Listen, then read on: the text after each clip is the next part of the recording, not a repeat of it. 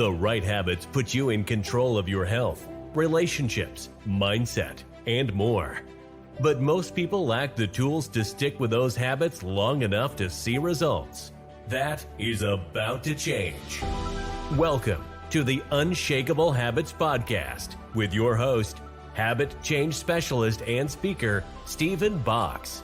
Join us each week as experts share their stories, experiences, and insights, and give you the tools to build unshakable habits so you can live life on your terms.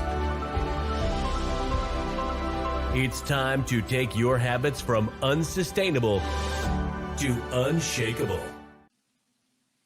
Welcome to the Unshakable Habits Podcast. I am your host, Stephen Box, and I'm joined today by the mind whisperer, Dawna Campbell. Dawna, thanks for joining me today. And thank you for having me. It is great to be here and a pleasure. So I'm looking really forward to diving into your story because I got a chance to hear a little bit of it when we talked before, and it's a really interesting story. But before we dive into that, I do want to remind the audience of the framework that we want to look at these stories through, because that framework is what is going to allow you as the audience to take Dawna's experience and translate it to your life.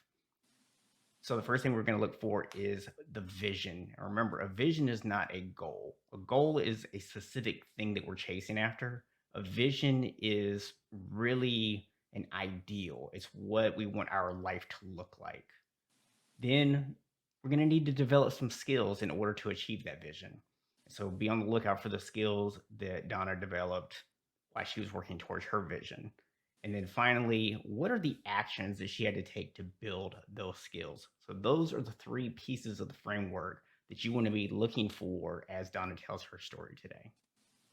So Dawna, I have to ask, how did you become the mind whisperer? That's a great question. And what happened for me was that I went from a transition from working in the financial services industry into working as an international healer. And it was just through my own life story and my life journey that I made those transitions, and it was a natural progression for me. And what I learned how to do was to work on the deeper subconscious, the feelings and emotions that people have that get associated to different events that gets recorded in the subconscious that we don't know is always there. We're only aware of about that happening 10% of the time. The other 90% is in the subconscious running like a mind loop tape in the back of our mind. Well, just like a horse whisperer, just like a dog whisperer, as a mind whisperer, I had an ability to go in and understand where those emotions came from, what events they got associated with, and how to make a change in that using a strategy that I learned from a medicine woman called pivot and shift.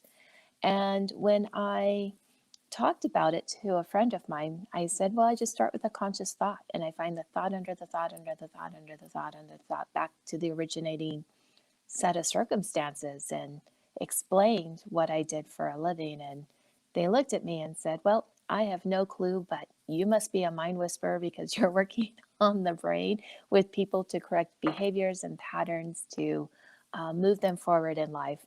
And then the media heard about it, they ran with it, and that's what I'm known as today. It's very interesting. And it's one of those things where you don't ever think of yourself a certain way, right? But other people come along and they're like, oh, this is what you do. And you're like, I never thought about that. But yes, that is exactly what I do. Thank you for making that easier to understand. Yes. That's exactly what happened. So one thing that you said in there that I thought was really interesting, I want to go ahead and point this out because this is one of my unshakable keys that I took a note on already, is that 90% of what we do, it happens in the subconscious. It does. And it's like an automated response system. So it's like when you're walking, down the street, or you walk into a house, and then all at once you have that moment and you're in a different energy, or you had a reaction and you could feel an emotion going through your body. That is all from the subconscious. A lot of people call that being triggered, but really that's just the subconscious saying, I'm not in alignment with what just happened or in the conscious of what you're thinking.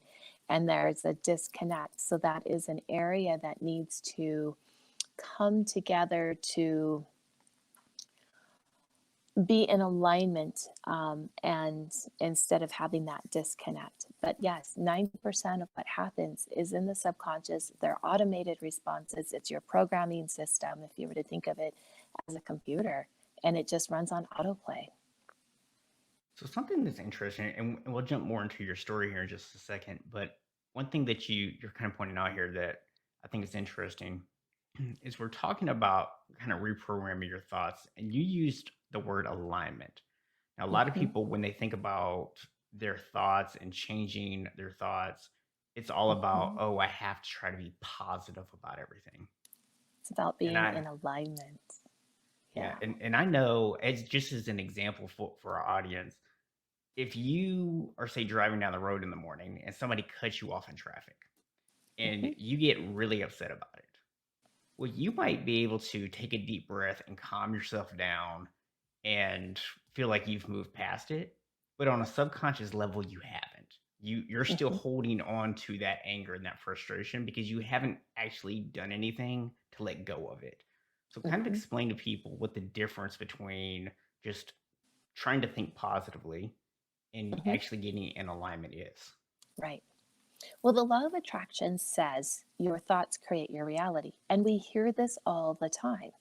Well, your thought is like your car. So I'm so happy you used that analogy driving down the road and someone cuts you off.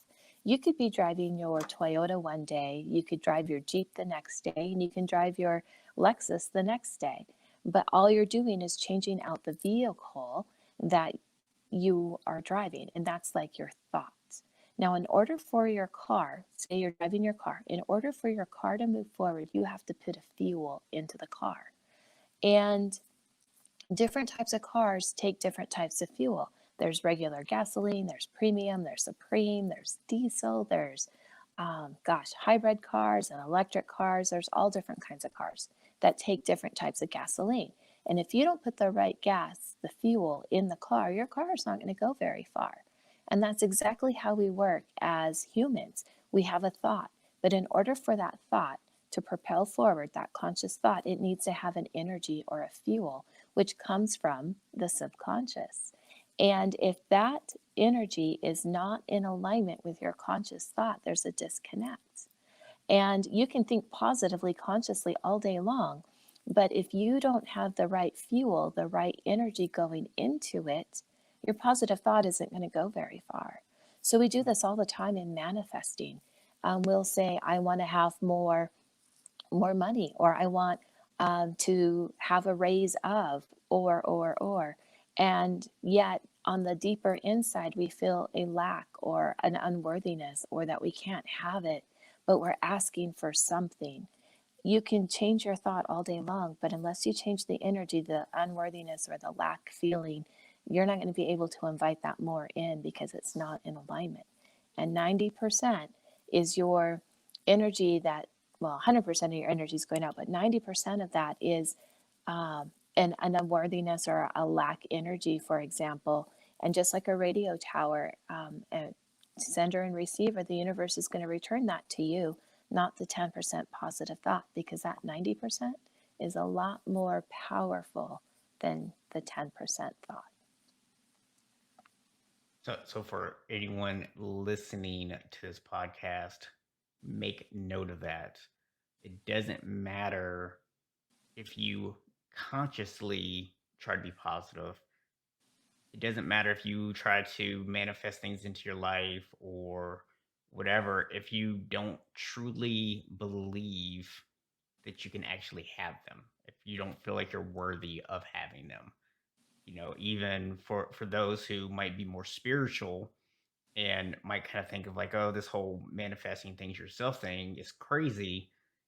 Even if you look at it from a different perspective, if you're reading, say, the Bible, for example, there is scripture that actually says you have to have faith in order for things to happen. Mhm. If you pray for something but you don't truly believe that it can happen, it doesn't. So we're really talking about the exact same concept here, is that you have to believe things on a deeper level. You can't just surface level believe things.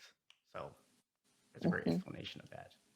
Absolutely. And that faith is one of the three keys to opening up prosperity doors: faith, trust, and belief. And what we get to eliminate are fear, doubt, and disbelief, which is deep in the subconscious. Yeah. So I love that. That's good stuff. And I don't think a lot of us recognize that. And then especially if we're keeping our thoughts really shallow and we're not getting to that subconscious, then it's almost a self-fulfilling prophecy, right? Where it's like deep down you don't believe that things can happen. You ask Right. for it, you put it out there, it didn't happen, and now you're like, see, I knew it wouldn't happen. Exactly. Exactly. And it's, yeah, even just the smallest amount of doubt or fear will cancel anything that you're asking for. Yeah, I mean that's it's crazy when you sit there and think about if 90% of your energy is negative towards something and you're only changing 10% of it, why would anyone think that that would be enough to overcome the 90%, right? Right. Exactly. So, Donna, take us back to before you were the mind whisperer. Mhm. At what point in your life did you start to realize that you needed to have a change? My goodness. When I was working in the financial services industry, I was a financial advisor and a managing principal of an investment firm. And I was responsible for $500 million of other people's money. And that amount of stress started breaking down my health. And I started going in and out of the hospital for 2 years and trying to uncover what was wrong with me. And I knew something needed to change, but I didn't know what needed to change. And after 2 years, I left Western medicine and I sought out a natural healer who did energy work, who did Chinese medicine, and was also a naturopathic doctor to see if there was a different understanding of what was wrong with me. And that was when I found out I couldn't digest food, which was kind of really interesting. And it was also incredibly painful, by the way. Um, and when I started becoming healthier, it only took a couple of months. Then I realized what I couldn't digest in the outside life for me was the infidelity of my marriage and the amount of anger that I had, and the amount of anger I had absorbed in my life. And I grew up that way, thinking that it was perfectly normal and thinking that because I had less anger in my marriage, then I was doing pretty good. But that wasn't the case. And I didn't know any of that because it was hidden in that deep subconscious. So I made some life changes at that point, and that was when I realized that in the corporate world, in the financial world, there was also a lot of anger, and I didn't want to be in that environment anymore. So I chose to leave, and then I moved to an ashram, which was a spiritual living community, because that's what all of the components of my life had in common was me. And I knew I needed to make a change for something. And meditation was my way out. So you said something there that I think is also worth noting, which is that not only did you have a lot of this frustration, but Mhm. that it wasn't just your internal thoughts, but it was your Right, environment. It was right. being in the bad marriage. It was being in the toxic environment. Those Hmm. things had a significant impact on your subconscious thoughts. And consciously, and this just Hmm. reinforces what you were talking about earlier, consciously, you were aware that they were problematic, Hmm. but you thought you were in control. You thought you had Right, somewhat of a handle on things, but exactly. subconsciously you didn't. Hmm. That's exactly true. And I remember the day that was my breaking point. I had been going to the gym, working out. I had a personal trainer. I was trying to release the excess weight from having a second child. And a year and a half later, I didn't release any excess weight. I kept food logs and diets, and I did everything by the book, and that didn't happen either. So at the time that my health broke down and I wasn't able to digest food that day, I had gone out and had gotten a salad to eat because I was still eating healthy, and was they had replaced all the carpeting in the office building I was in, and so we were smelling all of this carpet glue, and there was no ventilation. We couldn't open up any windows because I was up several floors. And then the very next day, I was incredibly sick and I couldn't even get out of bed. And that was when I ended up in the emergency room. It was just because the environment was toxic. There was environmental toxins, and then the toxins of all the anger of everything around it. Everything just broke. And I remember going to the hospital and not coming out for a week. So what was that experience like? I mean, kind of help someone who's never maybe hit that breaking point. Maybe Mm-hmm. they're headed toward that and they Mm-hmm. don't know they're headed toward that because again, you thought you were in control of it. So maybe Right. they feel like they're in control. So what might be some warning signs to somebody that they might be headed down that same path you were?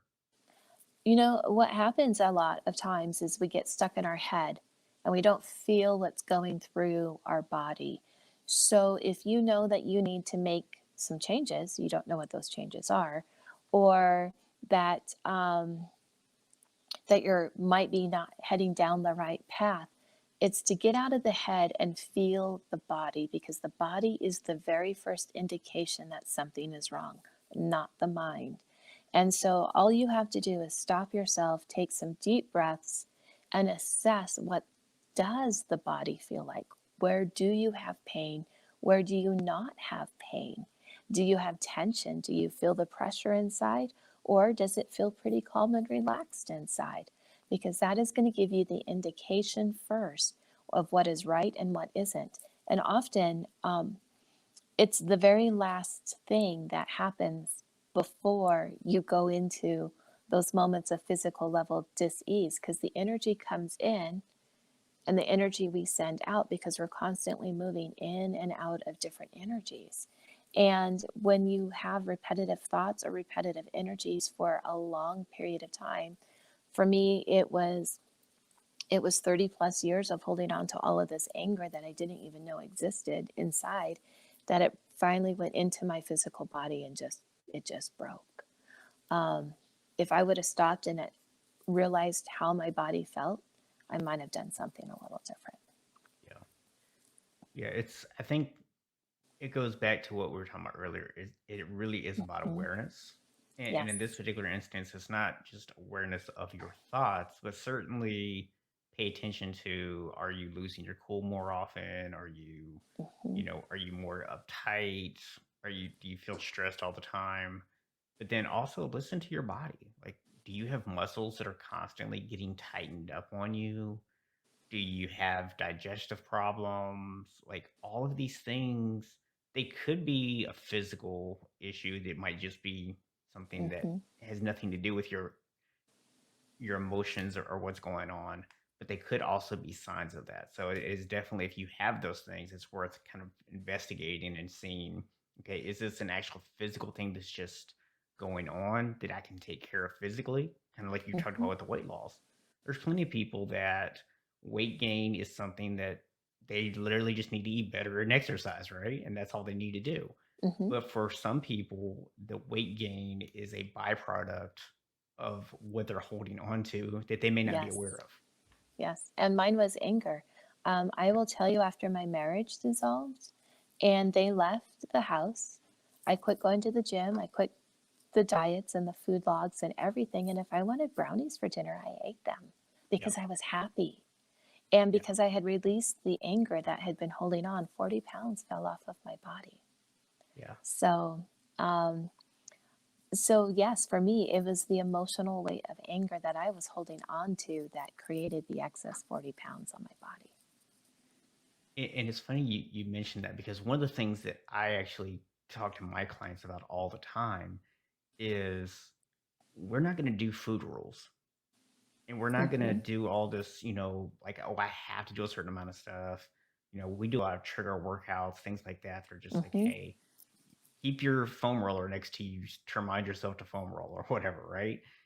Because when you start making everything really strict and you start missing workouts, or the scale doesn't move the way you want it to, or you start, Mm-hmm. getting cravings for food you're not supposed to have. For those who listen to audio only, you can't see my quotation marks there.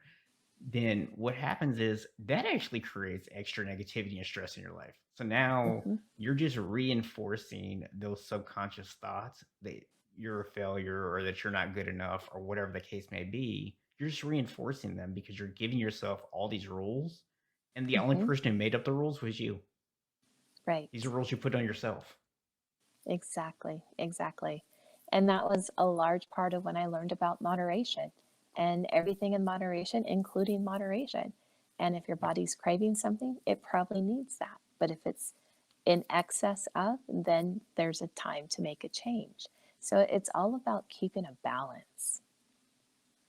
I have to write that one down. I like that. Even moderation needs to be done in moderation. Absolutely. So sometimes you just need to splurge, right? Just go all out with it, right? We're people. Yes. Yeah. Yes. It happens, but it's not an all the time thing. So, Everyone out there listening right now who's trying to lose weight either just gave the Scooby Doo confused look moment to their speaker, or they like jumped up and started celebrating that. I mean, one of the two just happened. right, right. Just be happy. And if you're in the happiness, then that's going to go so much further. Now, in order to do that and be happy, you're also not going into, oh, I shouldn't have, couldn't have, the shoulda, woulda, couldas. Don't create the regret after you do it. You have to Yeah. stay in the happiness. That's the trick. So after you went to the hospital, Mhm. this sounds like it might be kind of where your vision for where you wanted to go started to come in. Mhm. And I think a lot of times people have this idea that vision is going to automatically be this clear cut thing. And unless you're intentional about sitting down and creating a vision, it's not going Right. to be this super clear cut thing. But kind Right. of walk us through, what was the vision that you had coming out of that hospital? Where did you want your life to go after that? Right. I was in and out of the hospital 30 out of 45 days. And then periodically, usually on a monthly basis, for the next 2 years. And I went from my family medicine doctor to gastroenterologist to other specialists to an internal medicine to end up having surgery at the end of 2 years where a perfectly healthy gallbladder was removed because I didn't pass the gallbladder function test. And what I learned at that time was the body had a healing priority system. So when one organ wasn't working, the other organs would come and say, here, I will help you. And so I was diagnosed with, gosh, everything. I had a stomach viral infection, I had acute pancreatitis, and they kept changing the diagnosis of what it was and my medication about every 2 weeks. Mm. So this went on for about 2 years. And it wasn't until I went to the naturopathic doctor and I started looking at things from a natural point of view, went off all medications, all anything that I was taking, and started rebuilding my body when I was beginning healthier with vitamins and supplements, that I realized I needed to make a drastic lifestyle change. And it was in those moments I started studying with a Zen Buddhist monk who was in town, learning meditation. And it was when he taught us a walking meditation and said, this is a metaphor for life. You guys were very mindful about where you were, your placement, your feet, how far you were in front of someone, how far behind someone you were. And he said, this is a metaphor for life. It's not something you do for 10 or 15 minutes a day, it's a way to live. And that was when I knew I wanted to live in this meditative state. I wanted to embody this because it was a very peaceful, calming, centered, balanced energy. And it was vastly different than everything else I had experienced that didn't work for me. So that was when I moved to the ashram to learn how to embody meditation as a lifestyle. And that's what I do today. So when you talk about like a walking meditation, Because I Hmm. think most people, when they think of meditation, it's, sitting down with your legs crossed and your hands open and going, over and over, Hmm. right? So, Exactly.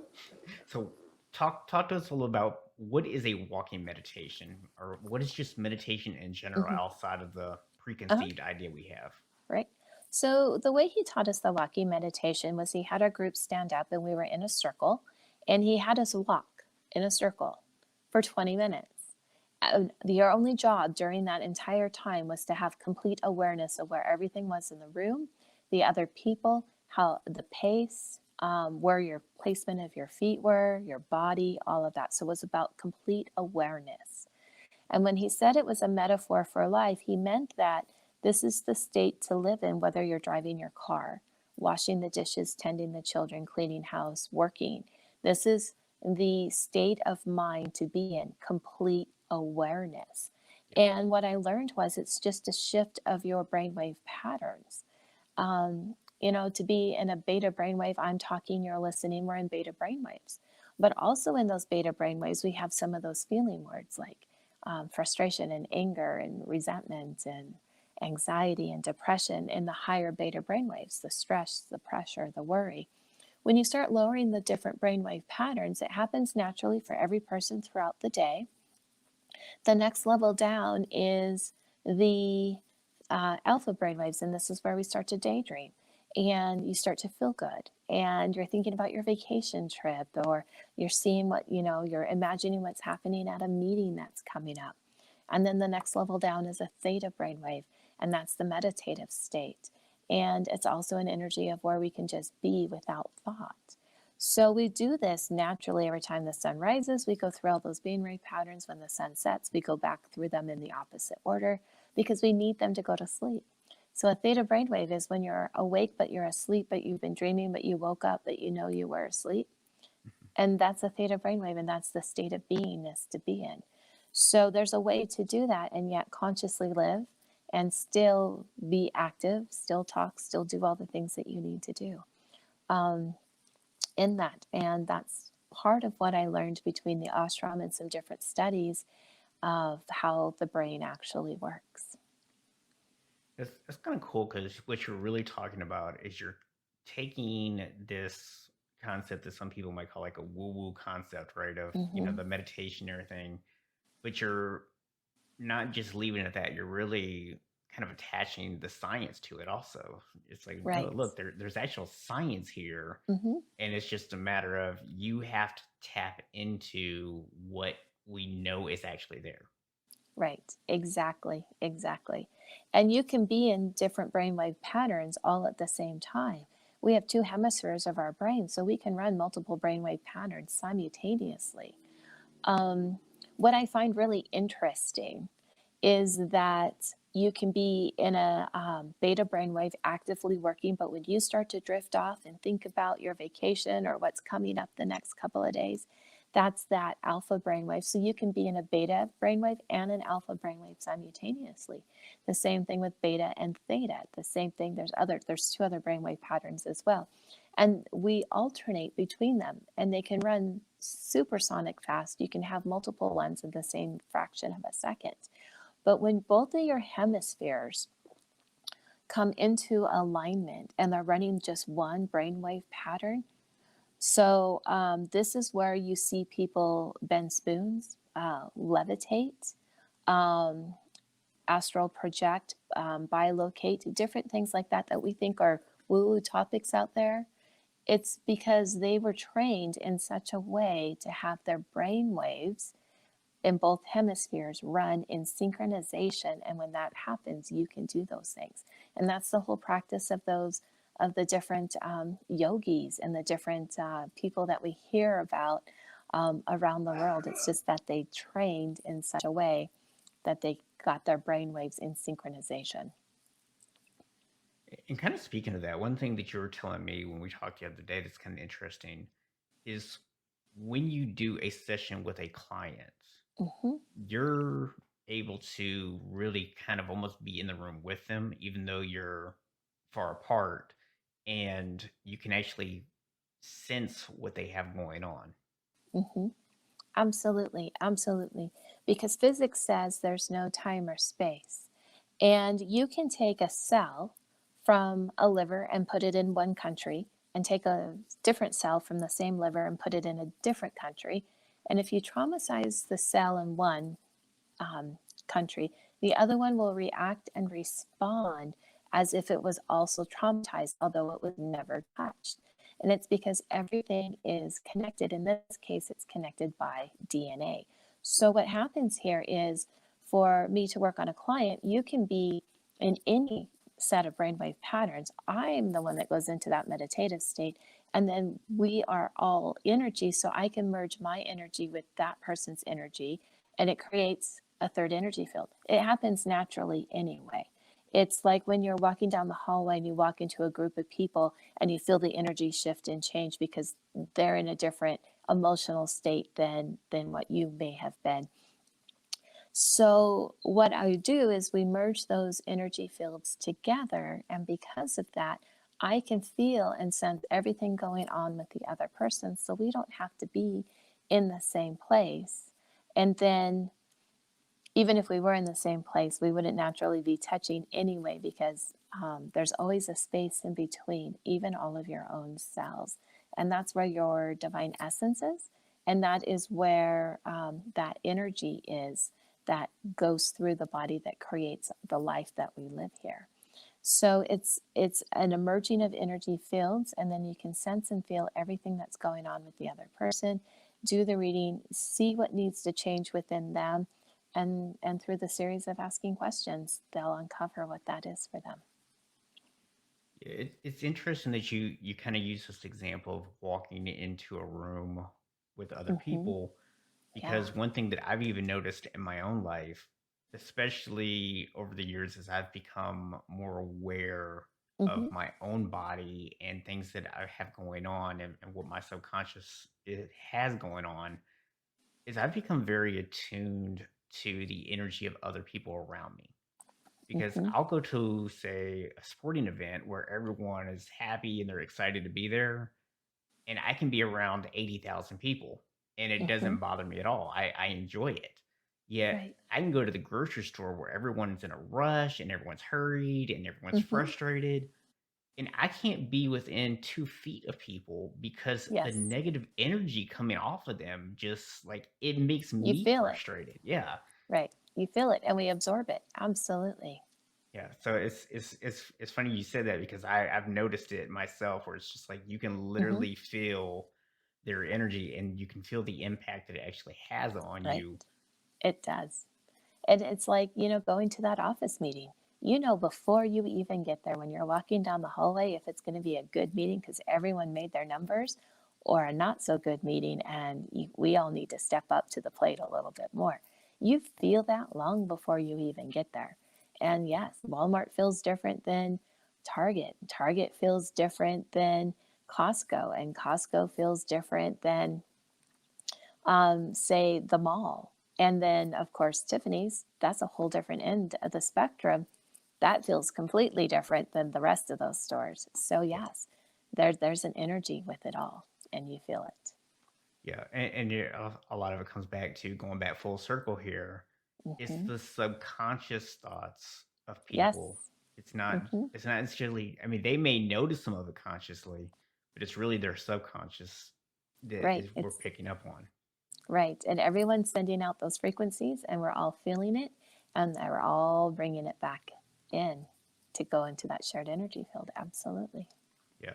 And I think a great example of that, so anyone who's ever gone into a meeting with their boss and their expectation was that it was going to be a bad meeting, right? It's Hmm. maybe numbers are down or whatever.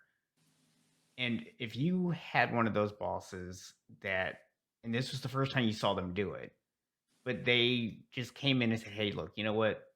Things are rough right now, but we can get it back." And they're really positive about it. Hmm. I've actually seen this happen, where people, because they went in expecting negativity, Hmm. actually somehow come out negative about the positivity, Hmm. because subconsciously they've already decided this is a bad situation. So they Hmm. can't even force themselves to see that something positive happen, because they went into it expecting to get yelled at and screamed at. And Exactly, exactly, exactly. And that's exactly right. And it's because of that subconscious programming that's in there that made it shift and change that of what their expectations were to what the actual reality was. And it's all the stuff that's in the subconscious. So, Donna, just real quick to kind of recap for people. So, for you, your vision was something that formed over time, which is a pretty normal Mm-hmm. process. It started with you realizing that you need to get out of your marriage, that you need to get out of your work environment. It was going to the hospital, being physically sick. And then Mm-hmm. finally, it wasn't until you came across someone who could help you physically did you start to really get this vision and you understood, you know what, I really want to learn more about this meditation. I want to learn more about understanding my subconscious. Yes. Mm-hmm. And so then you actually went somewhere so you could develop those skills. Mm-hmm. And then while you were in the process of learning those skills, even though we didn't talk about it, I'm making an assumption here that there was a daily practice of doing things that actually built those skills up is kind of what you were Right. doing when you were there. Right. And even before, because yes, it's like building a muscle. You don't get fit overnight by going to the gym and doing one workout. You have to go and do those reps. It's a repetition with it. And that's how it is also with meditation. And it's about the repetition that you do to get into that natural state of living. Do I still do different exercises in meditation today? I do. And it was a daily practice for me to get into that state of beingness. And because I've done it for so long, I'm mostly there. Now, when I feel like I get out of sorts or some things are not in alignment, or say I take a couple of days off, I have to sit back down and refocus my mind to go back there and to go back into that state. Absolutely. Because it's still a practice, it's something still to be embodied. But the awareness level of that, it's less and less today than it was Yep. even 15, 20 years ago.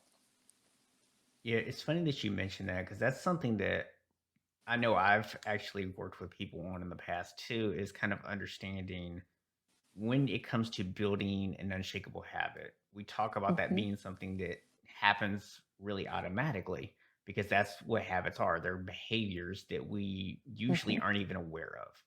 And Mm-hmm. so when we're building a habit, it's not a habit yet, it's just a practice. Right. And so as we're practicing, we become more aware, we get more skilled, it kind of happens automatically. But sometimes when we automatically do something, we'll go back to our car driving example. You know, you've driven from work to home so many times that sometimes you look up, you're like, wait, how did I even get home? Right? You don't Yes. even remember consciously driving because you've done Yes. it, everything's on auto. The danger in that is that we lose focus. And when we lose focus, we can start to make mistakes. And Mm-hmm. sometimes, if we don't bring ourselves back into that alignment, if we don't realize that we've maybe started getting some bad habits sneaking in there because we put everything on automatic, Mm-hmm. then we can go too far down. So it's good if you're at least checking in every now and then to go, hey, I know this is pretty much automatic for me, but you still want to practice certain things daily to keep Mm-hmm. them a little bit active in your mind, so that way you don't go off the path Mm-hmm. because that can happen for sure. Absolutely. Absolutely true. Even for someone who's highly skilled and trained in it already, it can They still still happen. practice. Yep. And even the best athletes out in the world, they will go and play their game, and then they still watch the game tape to see Hmm. how they could do it better. The best Yep. speakers in the world do the same thing and get feedback about how they could speak it better. Yep. So everyone, it's always a muscle repetition, it's a practice, it's a rep. And even though you're there in that state as a habit, you're always looking to see how to improve it, Yep. how to make it better, and to stay focused in that. Absolutely. Well, Donna, thank you so much for coming on today, sharing your story with us, and sharing the insights that you've given us. If someone wanted to work with you, what would be the best way for them Mhm. to get a hold of you? The easiest way to get in contact with me is just through the website at dawnacampbell.com. And then if you wanted to follow me on Instagram, you can always direct message me there. And you can also find it under Dawna Campbell. All right. Well, thank you very much for coming on today. And I look forward to chatting with you again in the future. All right. Well, thank you for having me. It's been great. Thanks for listening to the Unshakable Habits Podcast. If you enjoyed this episode and you'd like to help support the podcast, please share it with others, post about it on social media, or leave a rating and review. To catch all the latest, please subscribe at unshakablehabits.com/YouTube or on your favorite podcast app. You can learn more about Unshakable Habits at unshakablehabits.com. Until next week, be unshakable, my friends.